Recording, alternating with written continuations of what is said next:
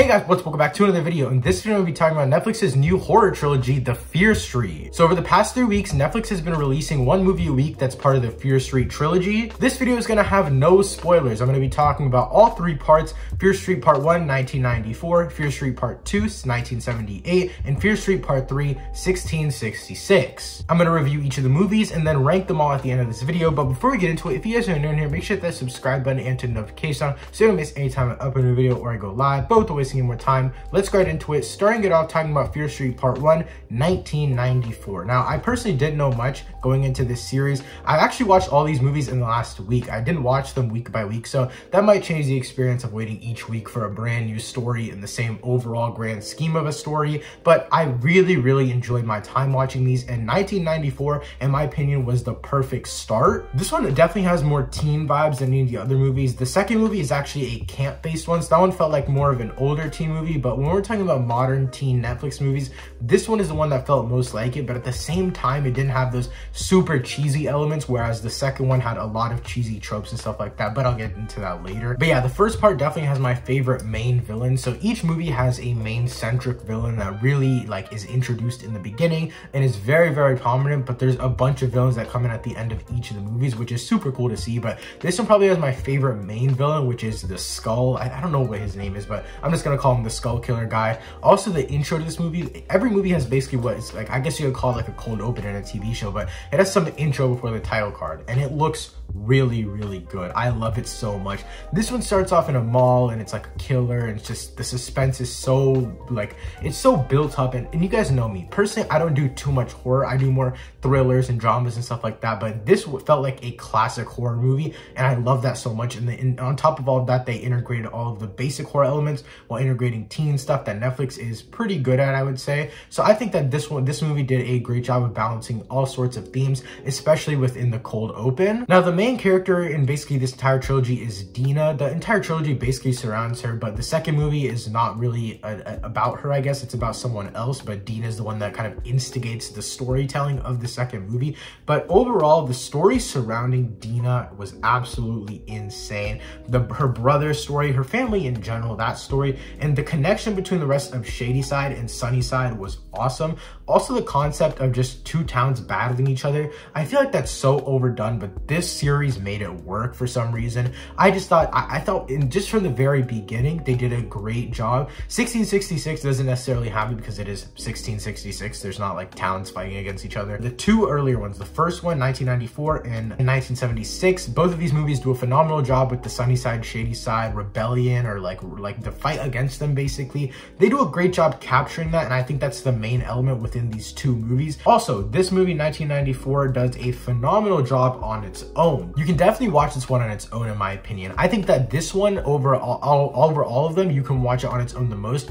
Obviously, they wrote it like that because it's the first one. It's the first one you're watching. It just can't be completely out of context, but this one really works really great by itself. Now I want to move on to Fear Street Part 2, 1978. Now, I think this one did a great job of building brand new characters, and I think it did a great job of building most of the characters up, not all of them, of course, but a lot of them fit into the 70s tropes. Like, there's outcast popular characters, certain relationships that fit into 70s tropes, etc. There's just a lot that's very cheesy in this movie, but I think that's what makes it so much fun. Sometimes it just gets really annoying to the point where all these characters get so pushed into their tropes, they don't even feel like normal characters anymore, if that makes any sense. But also, like, the witchery and the slasher thriller stuff doesn't necessarily come until the second half of the second movie, just because the first half is a lot more storytelling, since these are, on a technical scale, brand new characters. And the first movie didn't necessarily explain any heritage about the witch or heritage about this curse or anything like that. All of that was like really in-depth explained in the third movie. So in this movie, I think the second movie was really in a weird spot. I think this second movie could have been honestly used as flashbacks in the first or second or in the third movie. Overall, this movie just felt misplaced, but I will say the fact that they had to build build up practically brand new stories for these characters was well done. I really didn't think I would care for any of these characters, but the way they pull it off is super well done. It really was unexpected. I love the main two characters in this second movie, and the sister relationship between them is super awesome. It's well shown, and they're basically complete opposites, which makes it super awesome because there's a lot to think about whenever you're thinking about all these like main characters in these movies. Dina in the first and third one, and then these two characters in the second one. And I think that them being on complete opposite sides really makes the audience choose, like, what do you believe in? What do you think they should do?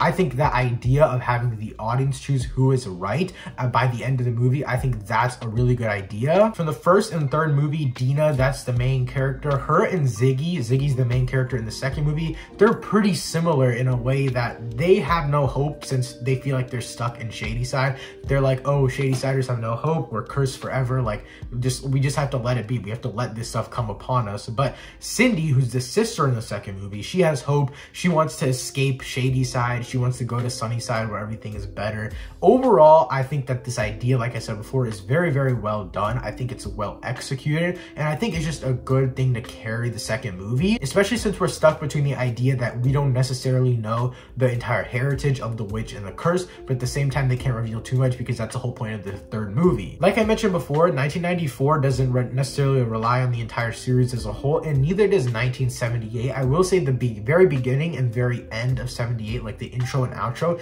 they do rely on the first movie, but the most like the biggest chunk of the movie, like 98% of this movie does not rely on anything else. It's a story in its own about two girls, a killer, two separate storylines within this one big story, and I think that's what makes this movie so good. But moving on to Fear Street Part 3, 1666. This one was definitely much more predictable than the first two, and the reason for this is because it's technically a prequel and it's an origin story for this curse and the witch and all that kind of stuff, and I really don't want to spoil any of it, so I'm only going to keep it to what we saw in the trailers. But they use the same cast members that we already know, and they take aspects from the other movies, and so if you haven't seen the other movies, this one really doesn't make sense, especially when you get to the second half of this movie, which I'll talk about later in this video. But if you look at all of these as a series, I think that this part 3 is probably the best one when it comes to cohesiveness because it ties everything together so well. Now, the reason this one fits in so well is because we return to the first movie about halfway through this one. It literally ties in everything. The ending of 1966 has a super emotional ending, at least in my opinion, and then it directly ties in to 1994. It's a very jarring and it's like out of the blue in my opinion. Like everything feels like it's closed off. I'm like, how is this gonna happen? Like what there's still an hour left of this movie, and then it just boom, transitions. But moving on to talking about more of the first half of the movie, there's this character named Sarah Fuller. I thought she was a great character. She's the main character in 1666. But overall, I think I got every single thing I wanted from her. The accents for all the characters, they were pretty iffy at times, but overall, I think it's fine. It really helped the aspect of the super old town. Speaking of the old town, I will definitely say, I wish we had more of a purpose for this town. In the beginning, it really felt like they were going to be a massive part, which they really are, because they're basically the people that start all of this, like witchcraft, like assuming that people are witches, all that kind of stuff. They start all of that, but it feels like over time they dim down a lot. They kind of dive into the relationship aspect between the two girls and how that's like looked down upon and people think they're witches, all that kind of stuff. It's predictable. It's like we know what was happening in 1666. I will say the town aspect initially was built up a lot, but ended up being fairly disappointing. And also, I don't say that many things are terrifying, but this was definitely terrifying. The first hour of this movie, the first half basically was haunting to say the least. I was genuinely scared out of my mind. And the culmination at the end of this movie was pretty predictable, and it wasn't as scary as the first half, but it was super fun. There's a lot of cheesy lines, and I think the second half of the third movie really falls into the classic Netflix teen movie thing. Like I said before, this second movie could honestly be flashbacks for the second half of the third movie or the entirety of the first movie. But yeah, overall, I thought this Fear Street series on Netflix was an awesome idea. I think it was great that they did a trilogy over a span of 3 weeks. I wonder how the statistics were for these movies, because I know a lot of companies won't do this because it's releasing movies back to back to back. Like, that's insane. Money-wise, I feel like a lot of companies wouldn't take that risk, and I'm glad Netflix did, because I really did enjoy this series. This series overall did really blow my mind when it comes to the horror aspect of what Netflix can do, and it really also blew my mind in terms of what they could do with with their teen stuff. They're not just making super cheesy stuff. Well, at times this was pretty cheesy. Overall, I think it was pretty well done. So in terms of ranking all of these movies, at third place, I'm gonna put Part 2. Personally, I thought Part 2 was great. I thought it was a great story on its own, but I definitely felt like it could have been used for flashbacks. It was definitely felt like it was gonna be dragged on. It had cool kills, it had awesome moments, but overall, I don't really think it compares. Now, in second place, I'm gonna put Part 3. Now, Part 3 and Part 2 could be interchangeable, honestly, because I think Part 3, the first half was absolutely phenomenal. And the second half was good. It wasn't bad, but I don't think it was anything special. I think the first half definitely carried it. And at first place, obviously, is Part 1. Overall, I thought this one was awesome. I had such a fun time. It was scary. It was fun. It was a thriller. It was a slasher. There was blood. There's crazy deaths.